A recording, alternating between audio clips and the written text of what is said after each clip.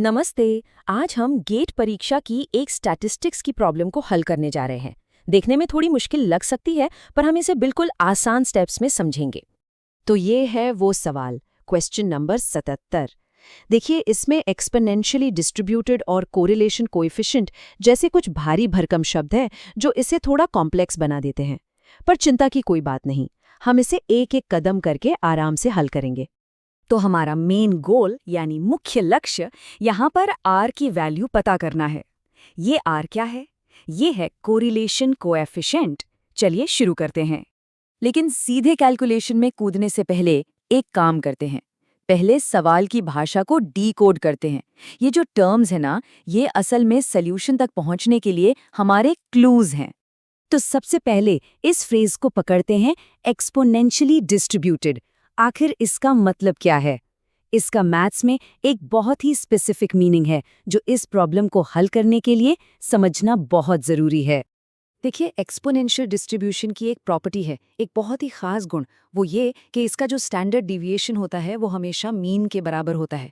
ये एक golden rule है, इसको बिल्कुल ध्यान में रखिए। हम इसका इस्तेमाल आगे करेंगे।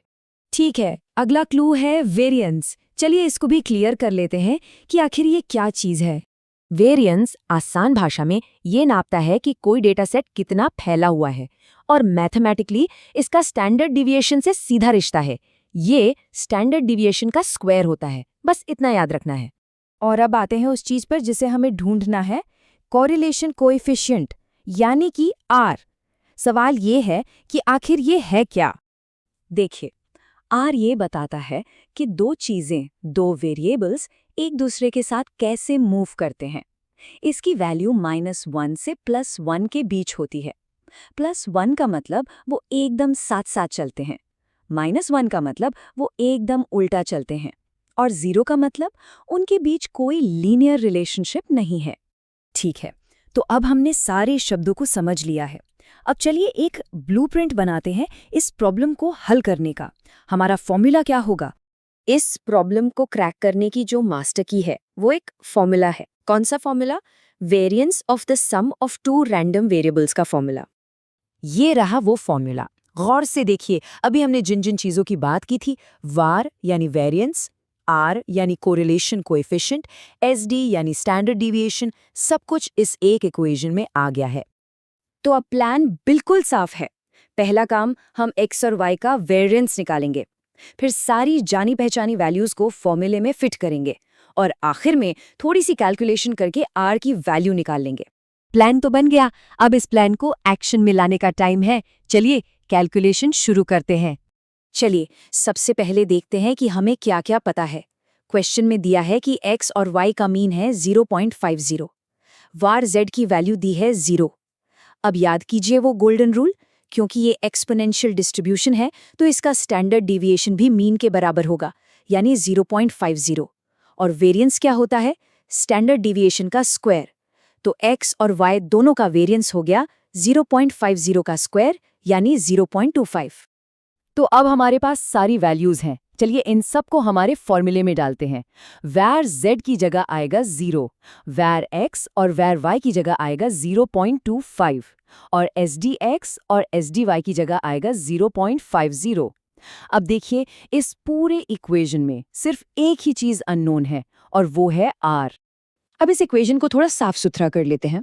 0.25 + 0.25 हो गया 0.50, और 2 को 0.50 से मल्टीप्लाई किया तो 1, उसको फिर से 0.50 से किया तो 0.50।